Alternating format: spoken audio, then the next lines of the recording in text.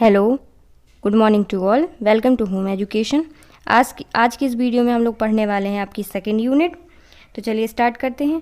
Second unit में बेटा आपके शब्दों के बारे में। तो पहले आप शब्द की परिभाषा पढ़ लेते हैं। वर्णों के मेल से जब एक सार्थक वर्ण समूह बनता है उसे हम क्या कहते हैं? शब्द कहते हैं। इससे क्या है कि कोई भी शब्द आ जाता है, जैसे आपका तद्भव, तत्सम, देशज, विशेषज, विदेशज, कुछ भी डेफिनेशन आता है तो उससे पहले आप क्या करें? शब्द की परिभाषा लिख दिया करें। क्लियर? चलिए, फिर आपको बताना है शब्दावली। जैसे आपका शब्दावली के बारे में क्वेश्चन आता है तो आप शब्द की भी डेफिनेशन लिख सकते हैं। क्लियर? तो आपको बताना है कि अर्थ की दृष्टि से किसी भाषा की शब्दावली कितने प्रकार की होती है? 2 प्रकार की होती है। कौन कौन सी? सामान्य, परिभाषिक।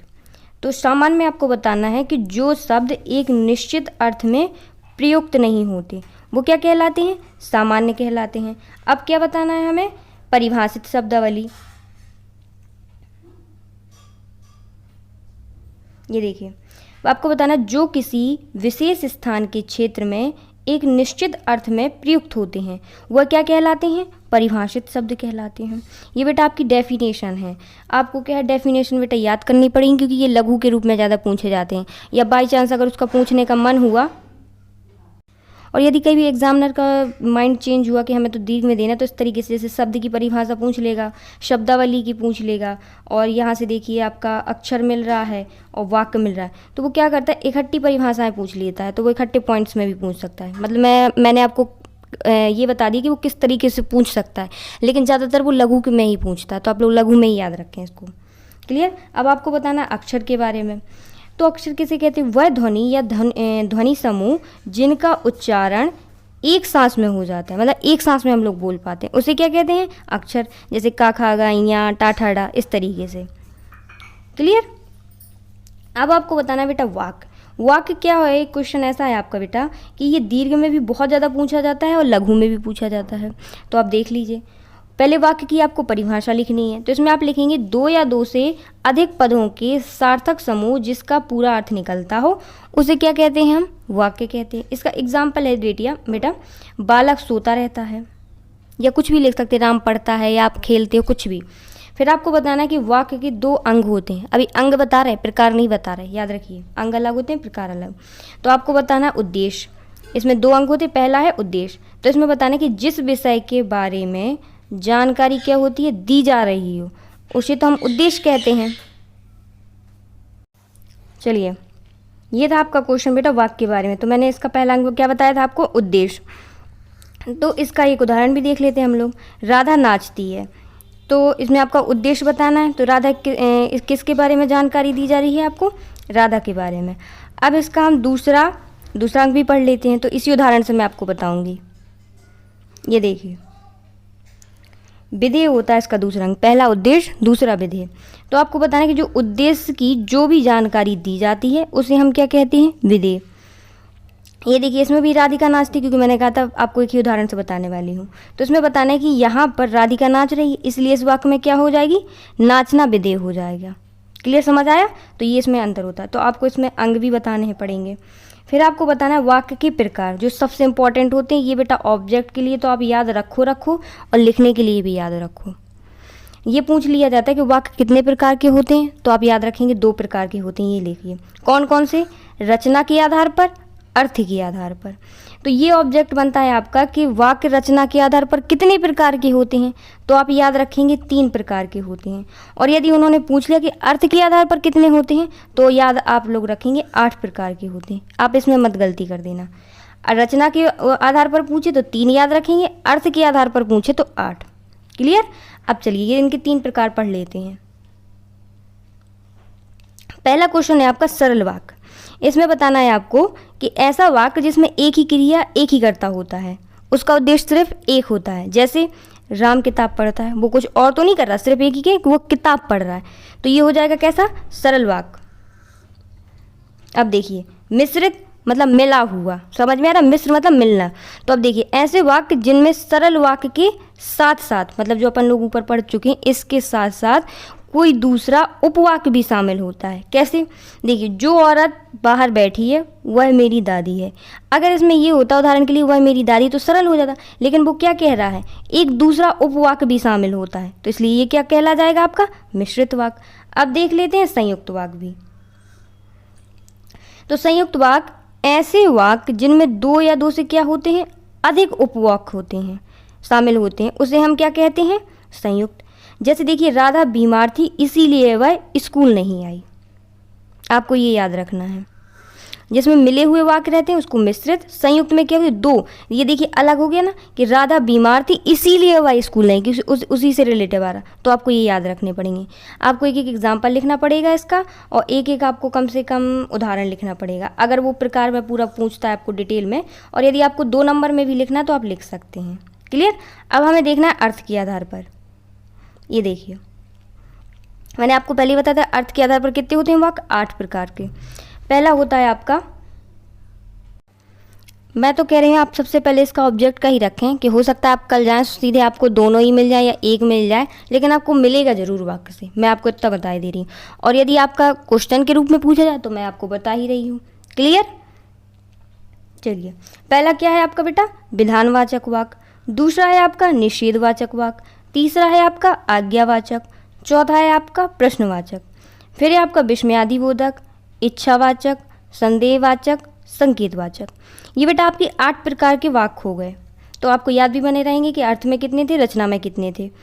तो अगर आपको इनका डिटेल भी लिखना तो आप लिख सकते हैं, लेकिन मैंने कहा कोई ज़रूरत नहीं, इसलिए मैंने लिखा नहीं था। क्लियर? अगर आप लिखना चाहें तो लिख सकते हैं। तो आपका ये वाक्य का क्वेश्चन कंप्लीट होता है। इसमें कुछ और भी डेफिनेशन वो और देख लेते हैं। ये देखिए, अगला क्वेश्चन है आपका तद्भव तत्सम शब्दों के बारे में। तो इसमें क्या आता है कि वो परिभाषा पूछ लेता है और क्या देता है कि आप 5-6 उदाहरण दीजिए, इस तरीके से वो पूछ लेता है, तो आपको लिखना पड़ेगा। तो आपको तत्सम शब्द की परिभाषा बतानी है कि तत्सम शब्द संस्कृत भाषा के 2 शब्दों यानी तत्सम, तत् प्लस सम से मिलकर बना है। तत् का अर्थ होता है उसकी, तथा सम का अर्थ होता है समान, अर्थात मतलब ज्यों का त्यों, उसके समान ही। अब आपको बताना है इसका थोड़ा और डिटेल, कि जिन शब्दों को संस्कृत से बिना परिवर्तन के लिए लिया जाता है उन्हें हम क्या कहते हैं, तत्सम शब्द। देखिए, जैसे के लिए अग्नि उन्होंने बताया है, अंधकार बताया है, आम बताया, मतलब जो संस्कृत भाषा के शब्द ज्यों के त्यों ले लिए जाते, जो परिवर्तन नहीं किए जाते, उन्हें हम क्या कहेंगे, तत्सम शब्द कहेंगे। अब देख लीजिए तद्भव में क्या है, जस्ट उल्टा होगा आपका। इसमें तद्भव शब्द 2 शब्दों से मिलकर बना है, तत् धन भव से मिलकर, जिसका अर्थ क्या होता है, उससे उत्पन्न। अभी क्या था, ज्यों का त्यों, अब हो जाएगा इसका मतलब उससे उत्पन्न। देखिए, जब तत्सम शब्दों के समय और परिस्थिति के कारण क्या होते हैं, कुछ परिवर्तन होने के कारण जो शब्द बनते हैं, नए शब्द, उन्हें हम तद्भव शब्द कहते हैं। क्या शब्द कहते हैं, तद्भव शब्द। तो इसके एग्जाम्पल देख लीजिए आप, मुँह, गाँव जो अपन लोग नॉर्मल हिंदी में बोलते, गाँव, दूध, इस तरह। आपका संस्कृत में दुग्ध हो जाएगा, हिंदी में दूध हो जाएगा, उसमें मुख हो जाएगा, इसमें मुंह, इस तरीके से आते हैं। तो आपको ऐसे कुछ 5-6 एग्जाम्पल लिखने पड़ेंगे और दोनों परिभाषाएं, तो मैं आपको बता दे रही हूँ किस तरीके से। ये देख लीजिए, मैंने एग्जाम्पल भी दे रखे हैं। जैसे कुपूत हो जाएगा, कपूत हो जाएगा आपका, कर्म, काम हो जाएगा आपका। ये बेटा आपके तत्सम शब्द हैं, ये आपके तद्भव शब्द है। तो आपको ऐसे 10 से 12 या 6-7 आपको इस तरीके से उदाहरण लिखने पड़ेंगे अगर आ जाता है विद परिभाषाओं के साथ। जैसे काक का बेटा आपका कौवा हो जाएगा, कीट का आपका कीड़ा हो जाएगा, घृत का घी हो जाएगा, कृषक का किसान, कर्ण का कान, इस तरीके से आपको देखने हैं ये।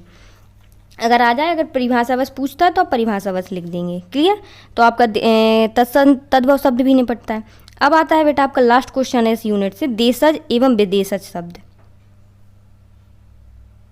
चलिए, तो आपको इसकी परिभाषा बतानी है। तो देशज किसे कहते हैं, वे शब्द जो स्थानीय भाषा के शब्द होते हैं, ये देश की विभिन्न बोलियों से लिए जाते हैं, अर्थात तत्सम शब्द को छोड़कर। सभी बोली तो होती, पर तत्सम शब्दों को छोड़कर देश की विभिन्न बोलियों से जो शब्द आते हैं उसे हम देशज कहते हैं। पर किन को छोड़कर, ये ऑब्जेक्ट भी बन सकता है कि देशज में सभी बोलियाँ आती, पर किसको छोड़कर, तो आप याद रखेंगे तत्सम शब्द को छोड़कर। क्लियर? चलिए, अब आपको बताना है इसमें कि वे शब्द जो अन्य देश की भाषा से हिंदी में आए हैं उन्हें हम विदेशज कहते हैं। जैसे अरबी हो गई, फारसी हो गई, तुर्की, फ्रेंच, कोई भी आ जाती है वो बाहर से, तो उन्हें विदेशज कहते हैं। तो ये तो हो गई आपकी बेटा डेफिनेशन। चलिए, अब ये भाषा जैसे अरबी, फ़ारसी, तुर्की जो भी है, आई तो है। जैसे अपने यहाँ पहले आपने देखा होगा, इतिहास में भी पढ़ा होगा, कई शासकों ने राज किया, जैसे लोदी वंश, गुलाम वंश, सैयद वंश।